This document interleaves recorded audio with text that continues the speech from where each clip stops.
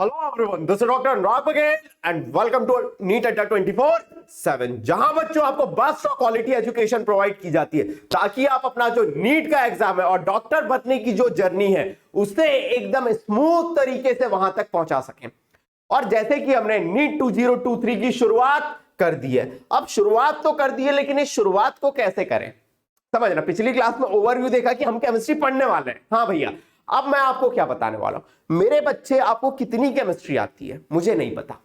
मैंने आपको पिछली क्लास में ही कहा था आपको 9th में कितना पढ़ा है केमिस्ट्री में, 10th में कितना पढ़ा मुझे नहीं पता। अब मुझे ये भी नहीं पता कि आपको एटम आता है कि नहीं, मुझे ये भी नहीं पता आपको कि एलिमेंट क्या होते हैं आपको पता है या नहीं।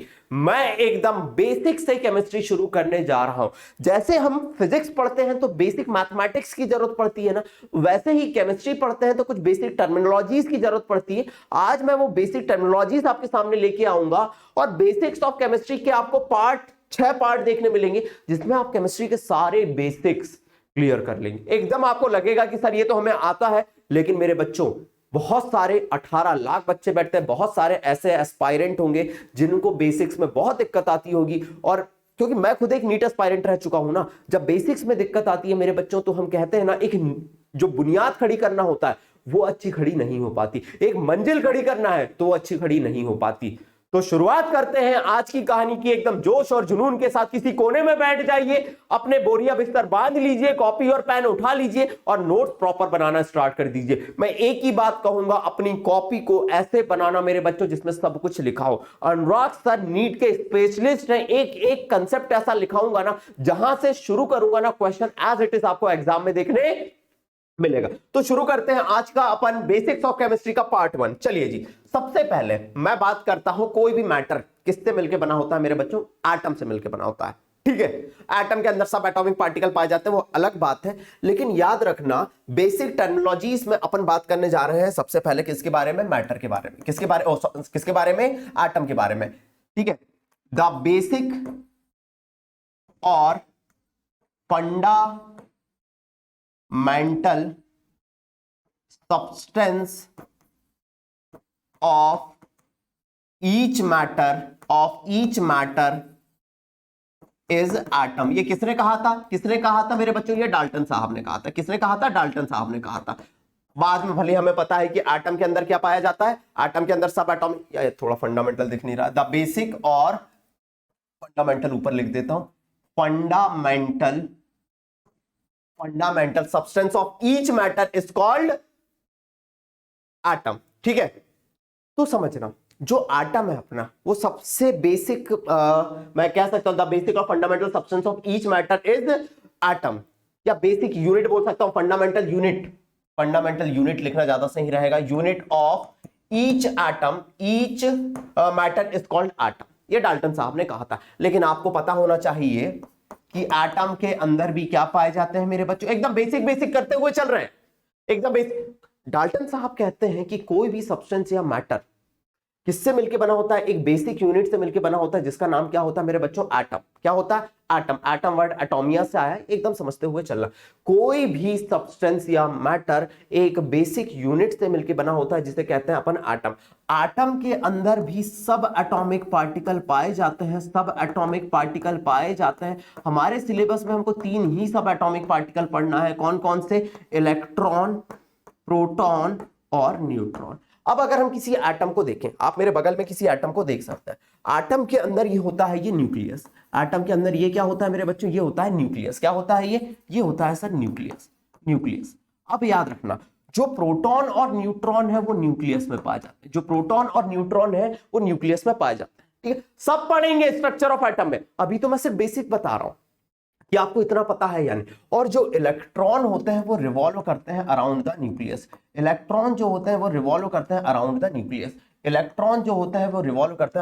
न्यूक्लियस। ये एक बेसिक स्ट्रक्चर होता है एटम का। लेकिन एटम कभी भी फ्लैट नहीं होता है। अगर आप YouTube में सर्च करेंगे या गूगल में सर्च करेंगे एटम, तो याद रखना जो इलेक्ट्रॉन होते हैं वो 3 डायमेंशनली घूमते रहते हैं, एटम कभी भी फ्लैट नहीं होता। ये चीज मैं आपको बता दे रहा हूं, ठीक है। आज जस्ट शुरू करा है ना अपन ने, एक एक करके कंसेप्ट समझते हुए चलेंगे। तो द बेसिक और fundamental unit of each matter और सब्सटेंस इज एटम, ये डाल्टन साहब ने कहा था। ठीक है, एटम के अंदर क्या पाए जाते हैं मेरे बच्चों? सब एटॉमिक पार्टिकल पाए जाते हैं, जो कि क्या होते हैं? इलेक्ट्रॉन, प्रोटॉन और न्यूट्रॉन होते हैं। क्या ये चीज क्लियर हो गई? यस सर, ये चीज ये क्लियर हो गई। उतार लीजिए इसे, एकदम बेसिक टर्मिनोलॉजीज पढ़ते हुए जा रहे हैं, एकदम उतार लीजिए इसे। अब बात करते हैं अपन एक एक सब एटॉमिक पार्टिकल को देखते हैं, एक एक सब एटॉमिक पार्टिकल को अपन देखते हैं। चलिए जी, चलिए जी, मैंने जैसे आप लोगों से कहा हमें 3 सब एटॉमिक पार्टिकल पढ़ने हैं, हमें 3 सब एटॉमिक पार्टिकल पढ़ने हैं। कौन कौन से पढ़ने हैं सर? इलेक्ट्रॉन, प्रोटॉन और न्यूट्रॉन। सब एटॉमिक पार्टिकल मतलब एटम के अंदर जो पार्टिकल पाए जाते हैं। अब लॉजिक समझना, अगर मैं इलेक्ट्रॉन को देखूं, जिसे मैं ई से रिप्रेजेंट करता हूं, इलेक्ट्रॉन को देखूं, एक निगेटिव चार्ज पार्टिकल होता है। कैसा होता है? Negative charge. एकदम बेसिक से जा रहा हूं, आपको सब पता होगा, ये एक निगेटिव चार्ज पार्टिकल होता है। लेकिन मैंने आपसे क्या कहा? हम बेस इतना स्ट्रॉन्ग करेंगे कि जो मंजिल पे पहुंचे तो मजा आ जाए, जब बुनियाद खड़ी करें तो मजा आ जाए, समझना। ठीक है, तो इलेक्ट्रॉन की बात करें, ये नेगेटिव चार्ज पार्टिकल होता है और इसके चार्ज को आप याद करते हुए चलिए, -1.6 इंटू 10⁻⁻19 कूलम इसका चार्ज पाया जाता है। और अगर इसका मास मैं केजी में देखूं तो मुझे इसका मास 9.1 इंटू 10⁻31 केजी देखने मिलता है। ये तीनों में सबसे लाइटेस्ट पार्टिकल है। नोट्स एकदम प्रॉपर बनाना मेरे बच्चों, क्योंकि मैं नोट्स में से ही क्वेश्चन एज इट इज उठ के आ जाएंगे। हम बात करें इलेक्ट्रॉन, प्रोटॉन और न्यूट्रॉन में ये सबसे लाइटेस्ट पार्टिकल पाया जाता है। ठीक है सर, अब बात करता हूं प्रोटॉन। प्रोटॉन कहां पाया जाता है सर? पाया कहां जाता है सर? सबसे पहले तो प्रेजेंट होता है, प्रेजेंट इन अ न्यूक्लियस। कहां प्रेजेंट होता है? Present in a nucleus, present in nucleus.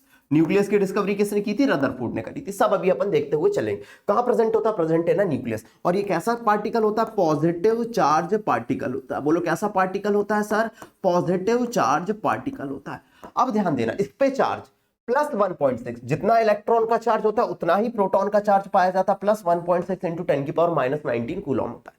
बिल्कुल सही है, 9th-10th में आप लोगों ने बिल्कुल पढ़ा होगा, लेकिन हम नीट की तैयारी करने जा रहे हैं, बेसिक से जाएंगे। ठीक है सर, इसका मास देखना, इसका मास होता है 1.672 इंटू 10⁻27 केजी, 1.672 इंटू 10⁻27 केजी। ठीक है सर। और न्यूट्रॉन की बात करें, न्यूट्रॉन ये एक ऐसा पार्टिकल है जिसपे कोई चार्ज नहीं होता, नो चार्ज। ये भी कहां प्रेजेंट होता है? न्यूक्लियस में ही प्रेजेंट होता है। इस पे चार्ज होता है 0, लेकिन इसका मास थोड़ा ज्यादा होता है, थोड़ा ज्यादा होता है प्रोटॉन की तुलना में। लिख दे रहा हूं, मास इज स्लाइटली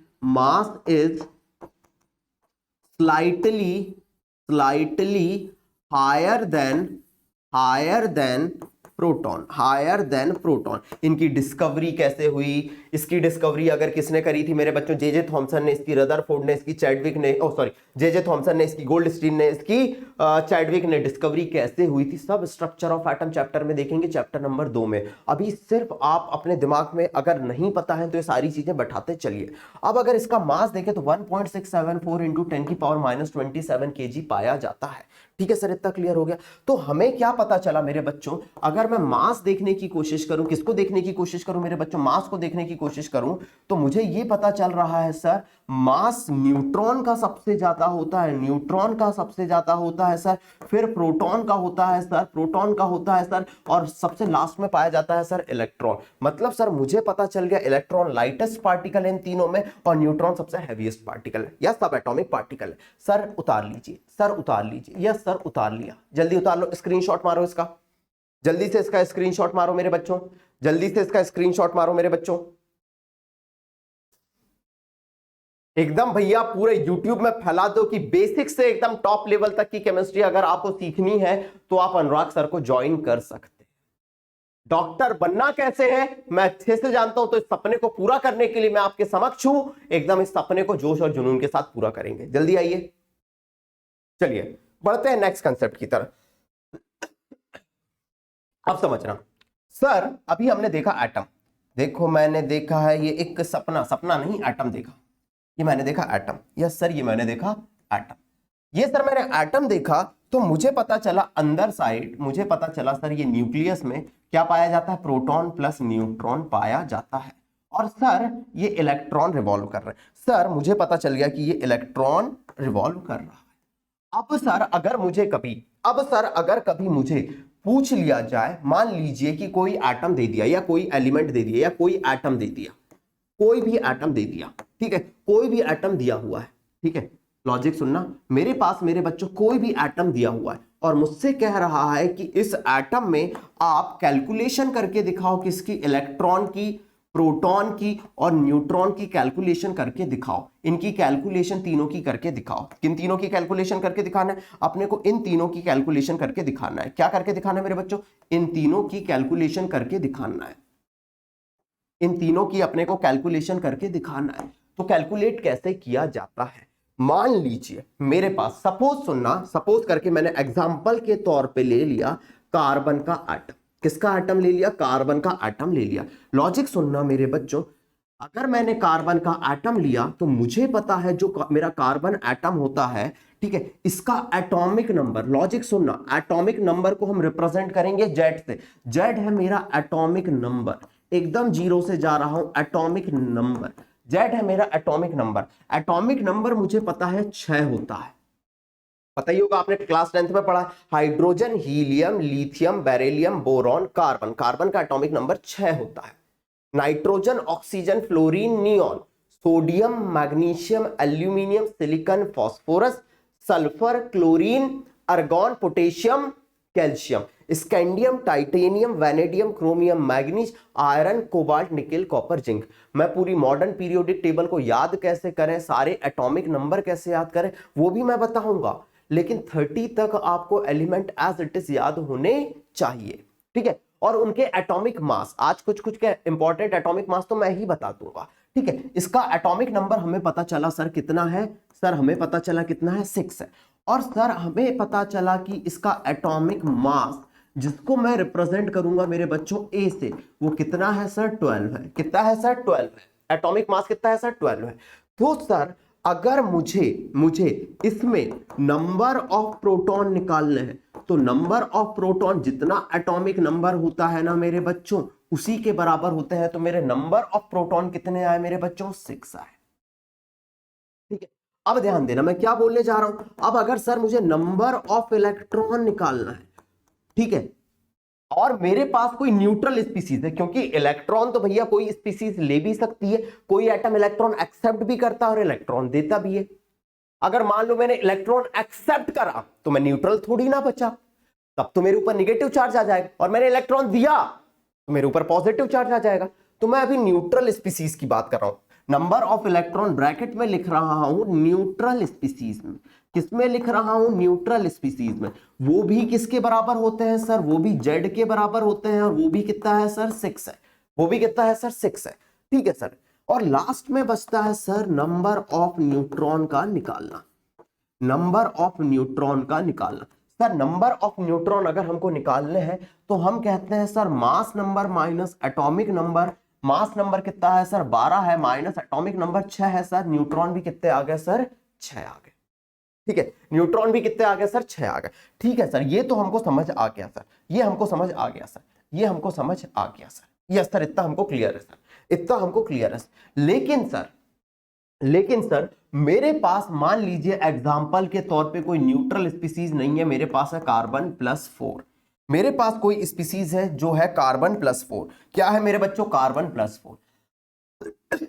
अब मुझे इसमें इलेक्ट्रॉन पता करने, मुझे इसमें प्रोटॉन पता करने, और मुझे इसमें न्यूट्रॉन पता करने। एकदम जीरो से जाएंगे सर। सर सबसे पहले प्रोटॉन तो न्यूक्लियस के अंदर रहता, मेरे पास 4 लड्डू थे, मैंने 4 लड्डू खा लिए ना मेरे बच्चों, तो प्रोटॉन के नंबर में कोई भी चेंज नहीं आएगा सर। प्रोटॉन हमें पता है इसका एटॉमिक नंबर 6 होता है, मास नंबर 12 होता है। तो जितना एटॉमिक नंबर सर उतने ही प्रोटॉन, इसमें कोई दिक्कत नहीं सर, इसमें कोई भी दिक्कत नहीं सर। अब सर मैं अगर इलेक्ट्रॉन निकालने पे आऊं, अब ये मेरे पास न्यूट्रल स्पीसीज नहीं है सर, तो मैंने जो एटॉमिक नंबर जेड था वो लिखा सर। अब +4 का मतलब क्या है सर? समझिए सर, मेरे पास 4 पेन है, 4 पेन है, 1 2 3 4 5 6, 6 पेन है, मतलब 6 इलेक्ट्रॉन थे सर। मैंने 4 किसी को दे दिए, मैंने दे दिए, मेरे पास 6 थे, मैंने 4 किसी को दे दिए, तभी तो मेरे पे +4 चार्ज आया सर। अगर +4 लिखा है सर तो -4 करेंगे और इलेक्ट्रॉन आएंगे सर हमारे पास कितने? 2। इलेक्ट्रॉन कितने आएंगे सर? 2। तो लॉजिक समझना, अगर न्यूट्रल स्पीसीज है तो जितना एटॉमिक नंबर उतने ही इलेक्ट्रॉन। लेकिन सर अगर कैटायन है या एनायन है, +4 है तो -4 कर देंगे, और अगर यह -4 होता ना सर तो +4 कर देते, तो इलेक्ट्रॉन हो गए 2। न्यूट्रॉन वही होगा, वो भी न्यूक्लियस में रहता, A-Z 12-6 मतलब 6 सर। Yes sir. एक और एग्जांपल लेते हैं, डरना है क्या? अनुराग सर के संग पढ़ना है तो इतना बेसिक से शुरू कर रहा हूं मेरे बच्चों कि जिसे केमिस्ट्री नहीं भी आती होगी उसे केमिस्ट्री से प्यार हो जाएगा। मुझे कमेंट बॉक्स में बताना आपको केमिस्ट्री से प्यार हो पा रहा है या नहीं। मैंने एग्जांपल लिया, अरे अरे अरे अरे अरे अरे अरे अरे देखो जरा देखो, ये मैंने कार्बन -4 का एग्जांपल लिया सर। अब मुझे सर इसके लिए इलेक्ट्रॉन, प्रोटॉन और न्यूट्रॉन निकालने हैं सर। मुझे इसके लिए इलेक्ट्रॉन, प्रोटॉन और न्यूट्रॉन निकालने हैं सर। मुझे इसके लिए इलेक्ट्रॉन भी निकालने हैं सर, प्रोटॉन भी निकालने हैं सर, न्यूट्रॉन भी निकालने हैं सर।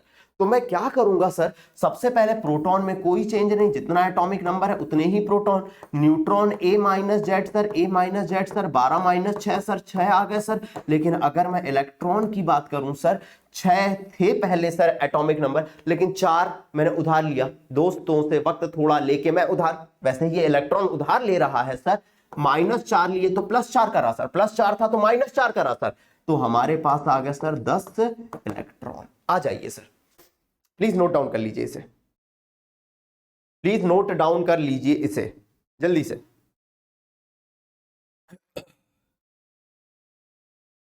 क्लियर है? क्लियर है? बढ़े आगे। चलिए, इस तरीके से आप इलेक्ट्रॉन, प्रोटॉन और न्यूट्रॉन की कैलकुलेशन कर सकते हैं। जितनी भी बेसिक टर्मिनोलॉजीज होंगी मैं बताते हुए चलूंगा, ठीक है sir.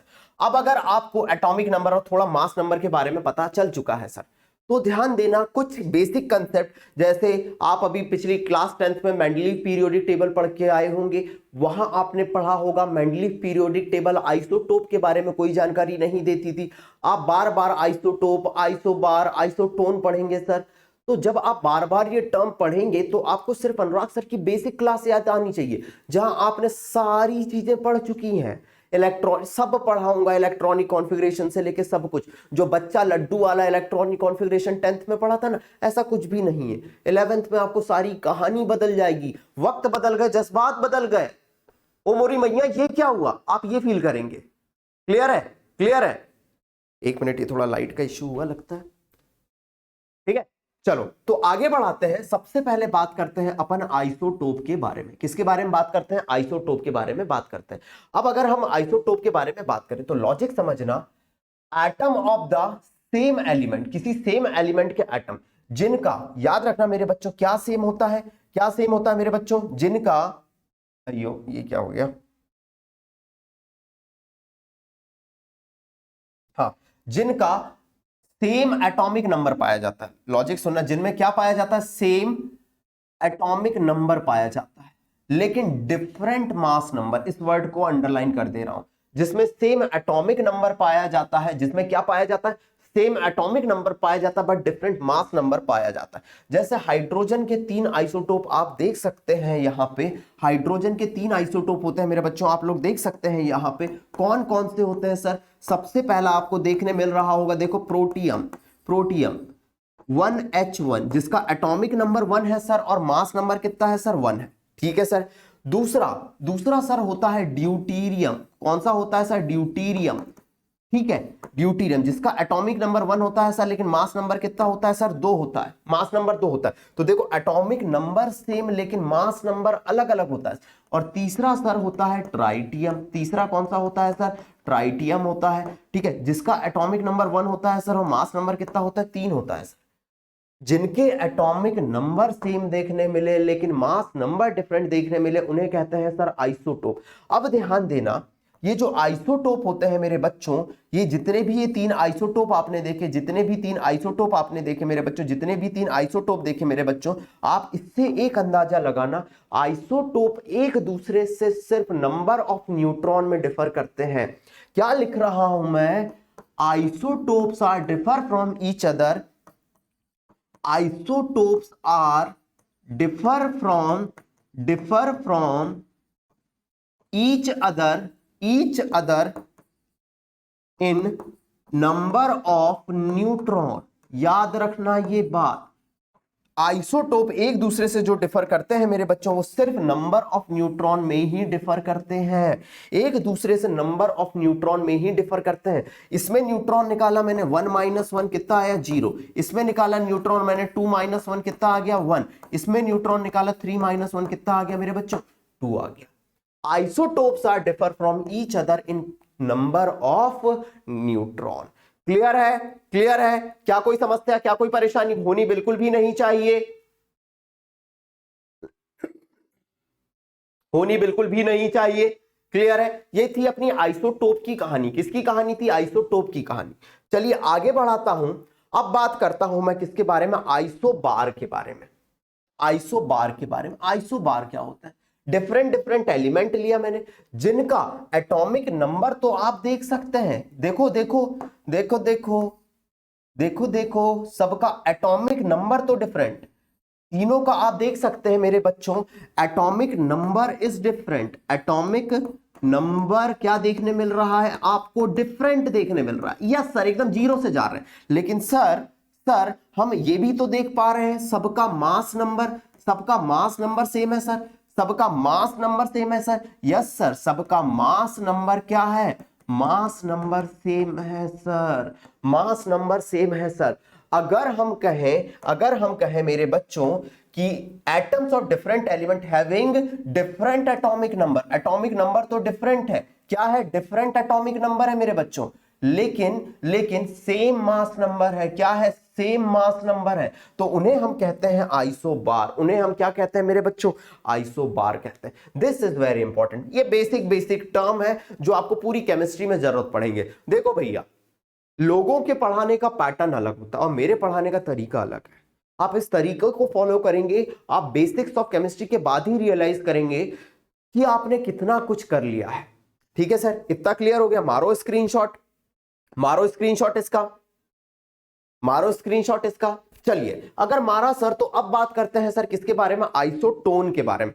Tone tone tone tone tone tone tone tone. Isotone जो होते हैं सर, इसमें डिफरेंट एलिमेंट है, ना तो एटॉमिक नंबर सेम है, ना तो एटॉमिक मास सेम है, लेकिन इनमें क्या पाया जाता है? Same number of neutron. और न्यूट्रॉन कैसे निकालते हैं? A - Z से। Mass number minus atomic number, उसे हम कहते हैं क्या? न्यूट्रॉन। मान लो मेरे पास ये तीन दिए हुए हैं, आपके पास कार्बन, देखो देखो देखो, आपके पास दिए हैं कार्बन 614, नाइट्रोजन 715 और ऑक्सीजन 8 और 16, ये तीन दिए हैं सर। अगर मुझे इसमें न्यूट्रॉन निकालना हो सर, किसमें निकालना हो? इसमें और सर इसमें निकालना हो, तो मैं कैसे निकालूंगा सर? 14 - 6 सर 8 आ गया सर, 15 - 7 सर कितना आ गया? 8 आ गया सर, 16 - 8 सर कितना आ गया? 8 आ गया सर। मैं देख पा रहा हूं तीनों में न्यूट्रॉन का नंबर मुझे सेम देखने मिल रहा है। ठीक है, तो इसे हम कह देंगे सर आइसोटोन। और याद रखना मेरे बच्चों, ये डिफर करते हैं किसमें? एटॉमिक नंबर में तो डिफर करते ही हैं, as well as mass number में भी ये डिफर कर जाते हैं। This is isotope, isobar, isotone. Basic term है सर, जिसे हम समझते हुए चलेंगे। क्लियर है सर? क्लियर है मेरे बच्चों, मेरे नन्हे मुन्ने काले पीलो? क्लियर हो गया? चलिए, अगर क्लियर है तो अगले टर्म की तरफ बढ़ते हैं। अब ध्यान देना, आपने हो सकता है कुछ atomic number, some important atomic number याद हो या ना हो आपको, सम इंपॉर्टेंट एटॉमिक नंबर और एटॉमिक मास आपको याद हो या ना हो, लेकिन आप इतना याद कर लीजिए, आज एटॉमिक मास के बारे में और एटॉमिक नंबर के बारे में मैं कुछ के बता रहा हूं। तो मैं आप लोगों से कहना चाहूंगा कि ध्यान दीजिए, आपको 1 से लेके 30 तक as it is atomic number याद होने चाहिए। 1 से लेके 30 तक as it is atomic number याद होने चाहिए। ठीक है, जैसे hydrogen, helium, lithium, beryllium, boron, carbon, nitrogen, oxygen, fluorine, neon, sodium, magnesium, aluminium, silicon, phosphorus. ये हो गया एटॉमिक नंबर 1 2 3 4 5 6 7 8 9 10 11 12 13 14 15। ठीक है sir, atomic number as it is याद होने चाहिए। ठीक है, 30 तक बोल रहा हूं, ज्यादा नहीं बोल रहा हूं। बाकी पूरी पीरियोडिक टेबल याद कराने की जिम्मेदारी मेरी, वो भी बेसिक्स ऑफ केमिस्ट्री में ही कवर हो जाएगी। फिर आते हैं अपन फास्फोरस के बाद सल्फर, क्लोरीन, आर्गॉन, ठीक है, potassium, calcium, scandium, titanium, vanadium, chromium, manganese, iron, cobalt, nickel, copper और ये सर जिंक। सर ये शुरू होगा 16 से 17, 18 sir, 19 sir, 20 sir, 21 sir, 22 sir, 23 sir, 24 sir, 25, 26, 27, 28, 29 और ये 30 सर। सर ये एटॉमिक नंबर आपको याद होने चाहिए। और कुछ इंपॉर्टेंट एटॉमिक मास, मतलब सुनना, मॉलिक्यूलर मास नहीं बोल रहा हूं, सिंगल एटम का मास।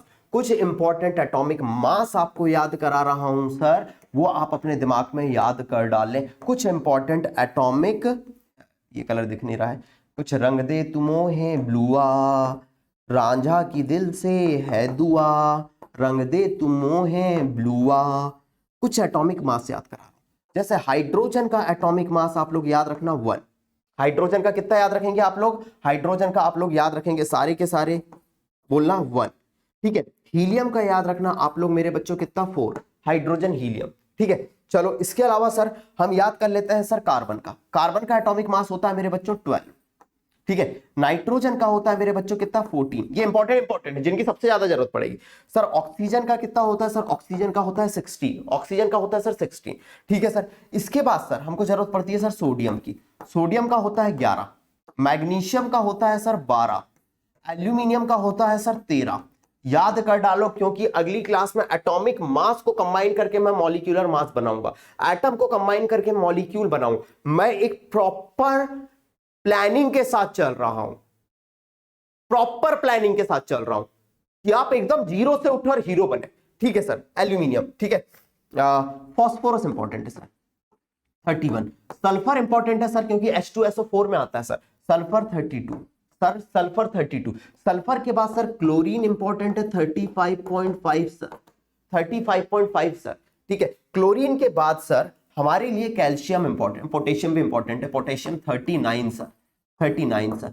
कैल्शियम सर, कैल्शियम का होता है सर 40 और कॉपर इंपॉर्टेंट है 63.5, 63.5। आप इनके एटॉमिक नंबर याद कर लीजिए और ये सारे एटॉमिक मास याद कर लीजिए मेरे बच्चों।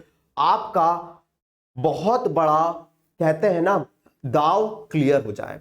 आप बहुत सारे कंसेप्ट सीख जाएंगे, आप बहुत सारे कंसेप्ट सीख जाएंगे। ये थी अपनी आज की कहानी। स्क्रीनशॉट मारिए, स्क्रीनशॉट मारिए मेरे बच्चों, स्क्रीनशॉट मारिए मेरे बच्चों, ठीक है।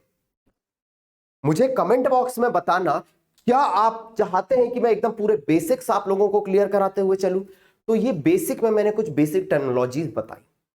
अगली क्लास में अभी बेसिक ही चलेंगे, 6 लेक्चर आएंगे बेसिक के मेरे बच्चों। प्रॉपर प्लेलिस्ट मेंटेन होगी, आप लोगों को सब कुछ मिलेगा और सारे बेसिक्स के बाद इसका आपको डेली प्रैक्टिस पेपर मिल जाएगा। आप लीनियर समझना, नीट में कैसे क्वेश्चन आए बेसिक्स से उठ के, ये आपको क्लियर हो जाएगा। तो जुड़े रहिएगा मेरे साथ और अड्डा 24/7 के साथ, और मुझे कमेंट बॉक्स में बताइएगा, क्या आप लोग जोश और जुनून के साथ तैयार हैं और एंजॉय कर रहे हैं ना मेरे साथ? क्या आपकी और मेरी केमिस्ट्री बन पा रही है? मुझे कमेंट बॉक्स में नहीं बताओगे मेरे बच्चों तो मुझे कैसे पता चलेगा कि आपकी और मेरी केमिस्ट्री बन पा रही है या नहीं बन पा रही? हमें आपकी और मेरी केमिस्ट्री बनाना है, और ऐसी बनाना है कि हमने जैसे टारगेट डिसाइड करा 150+। इंडिया का हर एक बच्चा जो अड्डा 24/7 में मुझसे पढ़ेगा 150+ का टारगेट रखेगा। हम बेस इतना स्ट्रांग बना रहे हैं कि जो मंजिल होगी उस पे हम खरे उतरे। बने रहिए मेरे साथ, जुड़े रहिए मेरे साथ 24/7। तब तक के लिए thank you so much. Have a good time, have a good day.